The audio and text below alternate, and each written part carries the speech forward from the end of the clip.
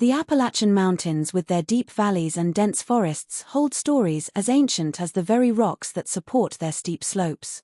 It is in this isolated setting that our story begins in McDowell County, West Virginia around 1923, where generations of families remained isolated from the outside world for decades. The Hollister family lived in a small log cabin situated at the end of a road that became impassable during the harsh winter. The cabin was so isolated that for 4 or 5 months a year, the Hollisters saw no one but themselves. This isolation would be the perfect setting for a tragedy that would span generations. Jeremiah Hollister was the patriarch, a tall, bony man with a thick beard and penetrating blue eyes. Widowed at 42, he raised his daughter Martha alone, a girl with delicate features. Martha's mother Sarah had died during a difficult childbirth when the girl was only 6 years old. The baby, a boy, didn't survive either. Since then, father and daughter lived isolated in that small cabin. The closest neighbors were almost 10 kilometers away, and visits were rare. The pastor from the small church tried to visit them once a year, usually in summer. He noticed that Martha, now 14, seemed increasingly withdrawn, avoiding direct eye contact with people and keeping her arms crossed over her body. Jeremiah was always a strange man, says Eleanina Davis, now 93, one of the few people still alive, who knew the Hollisters. Even before Sarah's death, he rarely came down to town. It was Sarah who came to buy supplies, always in a hurry, always looking over her shoulder as if she feared someone might follow her. Local residents commented on the strange dynamic between father and daughter. On the rare occasions when they appeared together at the village grocery store, Martha seemed like a shadow, always one step behind her father, responding only with monosyllables when someone tried to engage in conversation. The winter of 1937 was particularly severe in the mountains. It was during this winter that Martha, then 20 years old, became pregnant with her first child. When spring finally arrived, Martha didn't come down to town with her father. Rumors began to circulate when Jeremiah was seen buying baby clothes at the grocery store.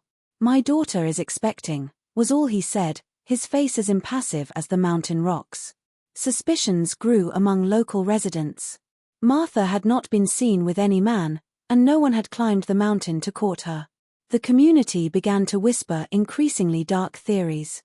It was Dr. William Foster, the only doctor in the region who was finally called to the Hollister cabin on a rainy night in June 1938. Martha was in labor and complications had forced Jeremiah to seek help. What Dr. Foster found in that cabin would haunt him for the rest of his life. Martha, pale and fragile, giving birth to a girl with facial features that immediately alerted the experienced doctor to the possibility of consanguinity. The girl was born with several characteristics typical of children born from close consanguineous relationships: heart defects, extra fingers, and a visibly underdeveloped jaw. She survived only 3 days. Martha never mentioned who the child's father was, but the doctor's suspicions were recorded in his diary, along with the disturbing observation that Jeremiah seemed more devastated by the child's death than would be expected of a grandfather. "He held her as if she were his own daughter," wrote the doctor. "He cried in a way that made me look away, as if I were witnessing something too intimate, too sacred in its perversity." In those isolated mountains, where the law rarely reached, it wasn't uncommon for families to marry among themselves. Cousins married cousins, uncles married nieces in an effort to keep lands within the family.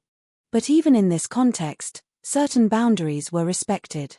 The relationship between father and daughter was a taboo that few communities tolerated. Check if you're already subscribed to this channel. Don't miss any shocking stories like this one that reveals the dark truths hidden in American families. Subscribe now to dive into humanity's darkest secrets. After the death of Martha's first daughter, a silence descended upon the Hollister cabin. For almost a year, no one in town saw Martha. Jeremiah came down alone to buy supplies, avoiding any attempt at conversation. In April 1939, Martha was pregnant for the second time. The child, a boy named Elijah, was born at home with the help of a local midwife, Ida Mae Jenkins, who was called only at the last moment. "That house had a strange smell," Ida Mae reported years later. "There was something that reminded me of a wounded animal, an odor of despair and resignation. And when I saw the baby, I understood why. The boy was born with several visible deformities. His fingers were fused, forming a kind of claw, and his eyes had different colors, one blue like Jeremiah's, the other brown like Martha's. More concerning was the abnormally large size of his head, a sign of hydrophilis. "That boy won't survive the winter," Ida May told Jeremiah, who received the news with a nod. Surprisingly, Elijah survived not just the winter, but the next 5 years. He never learned to speak more than a few disconnected words, and his movements were limited. Martha carried him everywhere, even when he became too big for it. During these years, Martha became pregnant 2 more times. The third child, a girl named Ruth, was born with less visible deformities, but her mental development was clearly compromised. The fourth child, another boy, was still born in 1944 and was buried in the small family cemetery behind the cabin. "That family always had problems with babies who were stillborn or died early," explains Harlan Thompson, a local historian. Records show that the Hollisters came to the mountains in the 1820s and since then have married almost exclusively among cousins. This pattern of consanguineous marriages created a concentration of problematic genes that manifested in increasingly severe ways. In 1945, tragedy struck the family again when Elijah, then 6 years old, succumbed to pneumonia during a particularly harsh winter. Martha was seen at the funeral holding Ruth's hand, who was now 4 years old. Neighbors noticed that Martha appeared to be pregnant again. Martha's 5th child was born in June 1946, a girl who was named Sarah in honor of Martha's deceased mother. Unlike her older siblings, Sarah appeared relatively healthy. Her eyes were a deep blue, almost identical to Jeremiah's, and her early development seemed normal. Sarah's apparent normality brought a change in Jeremiah's behavior. He began taking her along when he went to town, exhibiting her with a pride that local residents found disturbing. He treated her as if she were his own daughter, not his granddaughter, recalls Clementine Parker, who worked at the grocery store at the time. He kept showing how smart she was, how quickly she learned, and the resemblance between them was undeniable. Same eyes, same face shape. As Sarah grew, it became evident that she had escaped the worst genetic consequences that afflicted her siblings. At 5, she sporadically attended the local school during the warmer months. The teacher, Miss Abigail Wilson, noticed that despite some learning difficulties, Sarah was considerably more advanced than her sister Ruth. It was through Sarah that the outside world began to glimpse the true nature of life in the Hollister cabin. On a rainy autumn day in 1952, Sarah showed up at school with a visible bruise on her face. When questioned by Miss Wilson, the girl finally spoke. "Daddy got angry because Mommy didn't want to sleep in his bed anymore," she said with the disconcerting innocence of a child. "He says Mommy is his, that she always has been since Grandma died." Miss Wilson reported the incident to the local sheriff, John Buchanan, but without concrete evidence beyond a child's account, he was reluctant to intervene. "Those mountain families have their own customs," said the sheriff. "It's not our role to interfere unless there's a clear and immediate danger." The winter of 1952 to 1953 further isolated the Hollister cabin. When spring arrived, Martha was seen in town with Ruth and Sarah, but she appeared worn down and older than her 36 years suggested. Most alarming was Jeremiah's absence. It was only in July 1953 when a hunter got lost in the mountains and passed near the Hollister property that the truth came to light. The hunter, Joseph Miller, reported seeing a recent grave in the small family cemetery. The rudimentary headstone had Jeremiah Hollister's name carved on it and the date of his death. January 12, 1953. "I thought it strange that no one in town knew he had died," Miller told the sheriff. "But the strangest thing was what I saw through the cabin window. Martha was sitting at the table with the 2 girls, and she seemed happy. It was as if a weight had been lifted from her shoulders." The summer of 1953 brought changes to the Hollister family. With Jeremiah's death, Martha seemed to have found a new freedom. She began frequenting the town more often, established a small garden and allowed Sarah to attend school regularly. Ruth, although still limited in her development, showed signs of improvement in her behavior. It was during this period that Martha met Jacob Wheeler, a middle-aged widower who had recently moved to the region. Jacob was a carpenter who found refuge in the mountains after his wife's death. Unlike most local residents, He didn't listen to rumors about the Hollisters. "Everyone has a past," he would say. "What matters is the present and how we choose to live from here on." The friendship between Martha and Jacob grew slowly, built on casual encounters at the grocery store and brief conversations after Sunday religious services.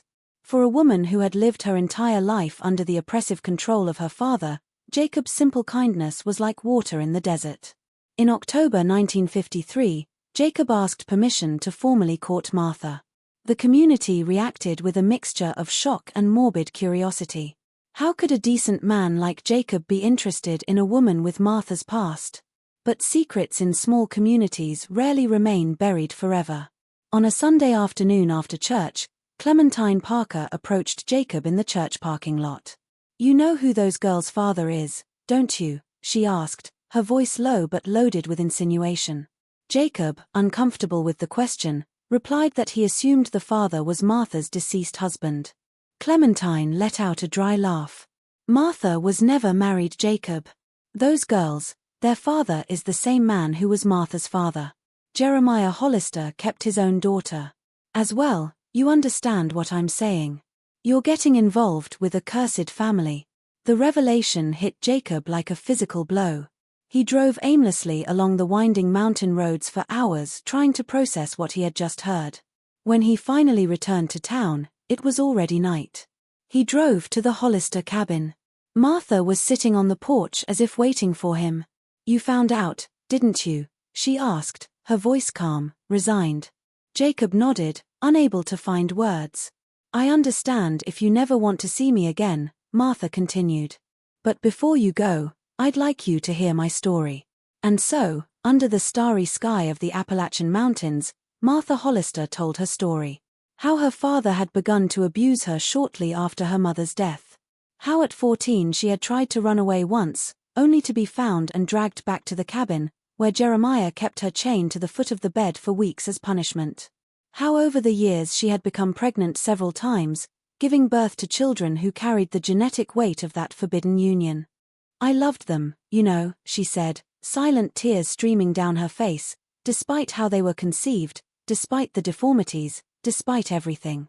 "They were my children. I just wanted to protect them, give them some chance in life." Jacob listened in silence, his heart divided between horror at the story he was hearing and growing compassion for the woman before him, who had endured more than anyone should. "And Jeremiah," he finally asked, "how did he die?" Martha looked at the starry sky for a long moment before answering. "The winter was harsh," she finally said. "He got sick.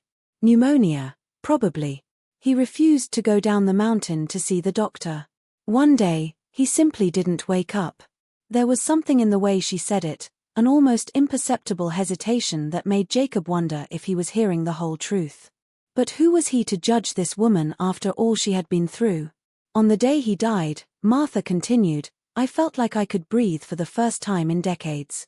It's terrible to say that about your own father, I know, but it was as if a shadow had been lifted, not just from me, but from the girls, too." Jacob took Martha's hands in his. A simple gesture of compassion that made her eyes fill with tears again. "No one should go through what you went through," he said. "No one." At that moment, Sarah appeared at the cabin door, her blue eyes, Jeremiah's eyes wide in the darkness.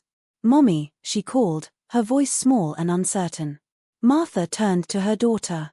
"It's all right, dear. Mr. Wheeler and I are just talking. Go back to bed." Sarah hesitated, looking cautiously at Jacob before obeying and returning inside the cabin. "She looks like him," Martha said softly.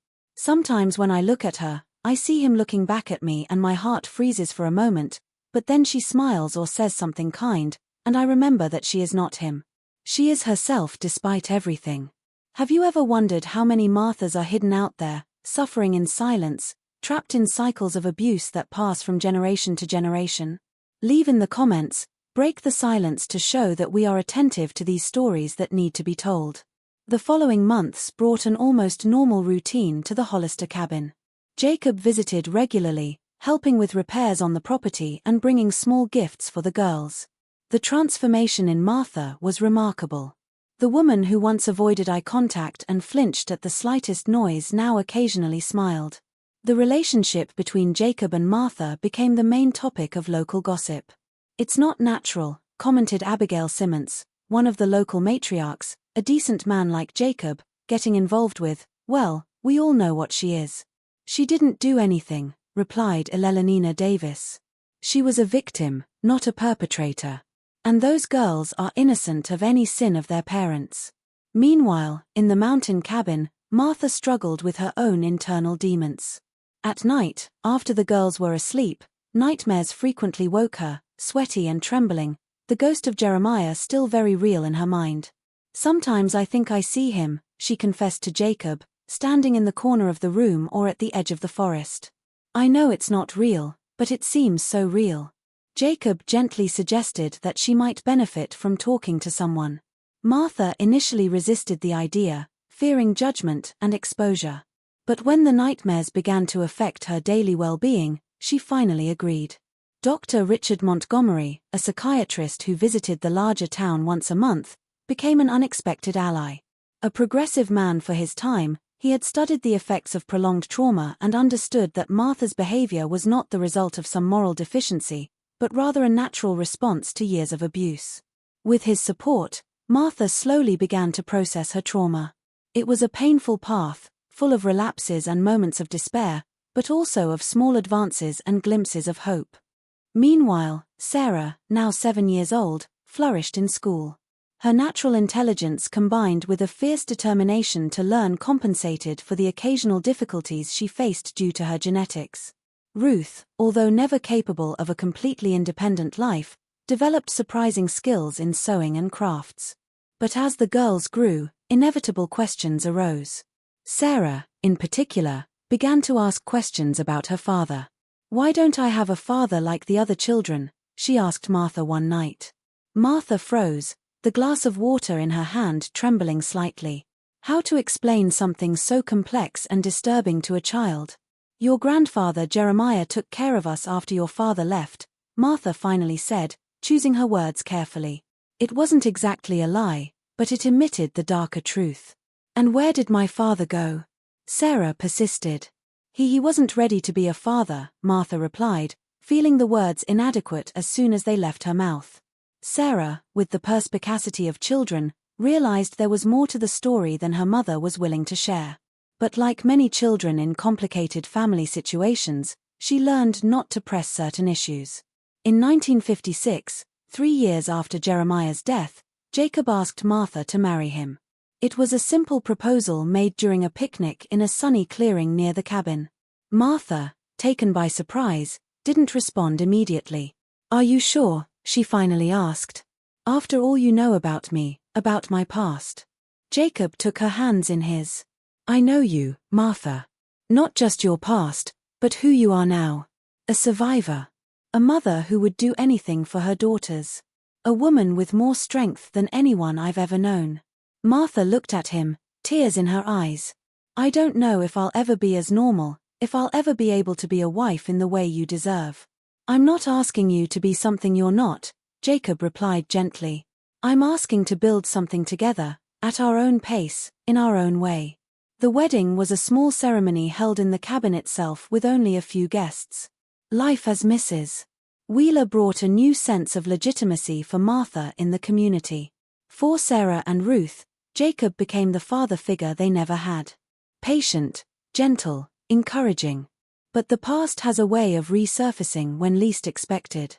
In 1959, when Sarah was 13 years old, the same age Martha was when Jeremiah's abuse began, she found an old diary hidden in a box in the cabin's attic.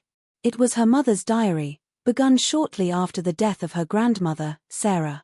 The yellowed pages contained the raw truth that had been carefully hidden from her, the true nature of her birth, the fact that her grandfather was also her father, the deaths of her older siblings due to genetic deformities caused by consanguinity, her mother's silent suffering for so many years.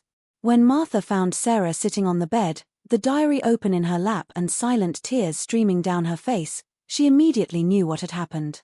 A chill spread through her body, followed by a wave of nausea so intense that she had to lean against the door to keep from falling.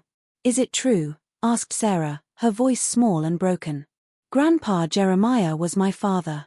Martha closed her eyes as if she could block out the reality of the situation. But when she opened them again, her daughter was still there, waiting for an answer that would change her life forever. "Yes," Martha finally said, the word coming out like a painful sigh. "Yes, it's true." The revelation of the truth to Sarah shook the foundations of the Wheeler-Hollister family. The teenager became withdrawn and silent. She stopped attending school for several weeks, fearing that somehow her classmates could see the mark of her origin on her face. "I'm a freak," she told Martha during a painful discussion. "Half of my genes come from the same place. Is that why Ruth is the way she is? Is that why my other siblings died and me? What's wrong with me that we haven't discovered yet?" Martha, devastated by her daughter's pain, but determined not to hide behind lies anymore, explained everything. The genetic risks of consanguinity, why some children are more affected than others, and the fact that Sarah seemed to have escaped the worst physical consequences. "But that doesn't mean I'm okay," argued Sarah. "What if I have children someday? Will they inherit this contamination?" It was Jacob who suggested they consult a specialist in genetics. Dr. Benjamin Rosen, a Jewish doctor who worked at a university in Philadelphia, was known for his pioneering work in human genetics. After exchanging correspondence with him, the family made the long journey to Pennsylvania for a consultation. "You are not a freak, my dear," he said after conducting several examinations. "You are a young woman who had the misfortune to be born in difficult circumstances, but that doesn't define who you are or who you can become." He explained to Sarah how genetics works, how each person carries potentially problematic recessive genes, but these genes generally don't cause problems unless they are paired with similar genes from another parent. If you marry someone with no genetic relation to your family, your children will probably be as healthy as any other child. He said, "The important thing is that your future partner has no connection to the Hollister lineage." The consultation with Dr. Rosen marked a turning point for Sarah. Although the truth about her origins was still painful, she began to separate that truth from her personal identity. She wasn't just the daughter of incest. She was Sarah Wheeler, having officially adopted Jacob's surname. A young woman with her own dreams and possibilities. Life in the mountain cabin slowly found a new balance. Ruth, now 18 years old, continued to develop her talent for crafts. Her quilts and tapestries began to gain recognition beyond the local community.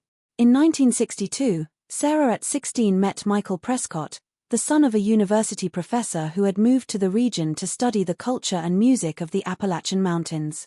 Michael quickly became her friend and eventually her first love.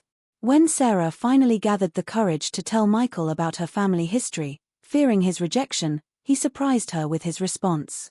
"My father is Jewish," he said. "My grandparents escaped the Prams in Russia. I know what it's like to carry the weight of family history, Sarah. I know what it's like to be judged not for who you are, but for what other people think you represent." The romance between Sarah and Michael flourished. When Sarah received a scholarship to study nursing at West Virginia University, an extraordinary achievement for a young woman of her background, Michael supported her decision. Martha watched her daughter's development with a mixture of pride and amazement. Sarah was charting a path that she herself never had the opportunity to consider: higher education, a career, the freedom to choose her own partner and determine her own destiny. In 1965, when Sarah was in her final year of nursing school, she and Michael married in a small ceremony in the university chapel. Martha, dressed in a light blue outfit, never looked as radiant as at the moment when she saw her daughter walking down the aisle toward a future that she herself could never have imagined. That same year, Dr. Montgomery suggested that Martha consider sharing her story more broadly. The field of psychology was beginning to recognize the prevalence and impact of child abuse and incest, topics that were previously almost completely taboo. "Your experience told anonymously could help professionals better understand how to identify and help victims," he explained. "And perhaps more importantly, it could help other women and girls in similar situations know that they are not alone." After months of careful consideration and discussions with Jacob and her daughters, Martha agreed to be interviewed for an academic study on survivors of prolonged family abuse. Her case, published under the pseudonym Patient H, became one of the most cited in the emerging literature on trauma and resilience. In 1970, Ruth passed away peacefully in her sleep at the age of 29. Heart complications, probably related to her genetics, led to silent heart failure. She departed, surrounded by her creations, quilts, tapestries, and embroideries that told stories in fabric when she couldn't express them in words. Sarah, now a respected nurse and mother of 2 healthy children, Elizabeth and James, returned for the funeral with Michael and the children. It was the first time that Elizabeth, 5 years old, and James, 3, visited the mountain cabin where their mother had grown up. Martha, now 53 years old, watched her grandchildren playing in the same clearing where she herself had played as a child, where Sarah had taken her first steps, where Ruth had sat to sew in the sunlight. There was a continuity there, but also a deep and necessary break from the past. They'll never know, will they? She asked Sarah as they watched the children about Jeremiah, about everything. Sarah looked at her mother, the blue eyes, Jeremiah's eyes, now softened by wisdom and compassion. One day, when they're older, I'll tell them a version of the story, she replied. Not all the details, but enough for them to understand where we came from, what we overcame. I want them to know about their grandmother's strength. How you broke a cycle that could have continued for generations. Martha felt tears burning in her eyes. Do you think it's possible really breaking the cycle after so many generations? Sarah smiled, a smile that carried as much knowledge as hope. Look at them, Mom. Look at me, at Michael. At you and Jacob. We've already broken it. In that moment, as the sun set behind the Appalachian Mountains, bathing the clearing in a golden light, Martha Hollister Wheeler finally allowed herself to believe that perhaps, just perhaps, the sins of the fathers need not be visited upon the children, that with love, courage, and truth, even the darkest stories could give way to new beginnings. The years passed. The mountains remained silent witnesses to generations of pain and healing. The Hollister cabin, eventually abandoned after the deaths of Martha and Jacob in 1985, slowly returned to the earth. The small family cemetery became a peaceful place, visited only occasionally by Sarah and later by her children and grandchildren. The story of the Hollister Wheeler family now lives mainly in academic memory, in the archives of studies on family abuse and human resilience, and in the stories passed down through generations of Sarah's family. What was once a cycle of abuse and trauma became a narrative of overcoming and hope. Check if you're already subscribed to this channel. Don't miss any impactful stories like this one that reveals the dark truths hidden in American families. Subscribe now to continue exploring humanity's darkest secrets. If you watched until here, it's because you liked this story. Leave a comment saying, "I watched until here," so I can get to know you and know who really likes the stories on this channel. Don't forget to leave your like and share this story with people you know would be impacted by this revelation about the dark side of life in the Appalachian Mountains. Strange.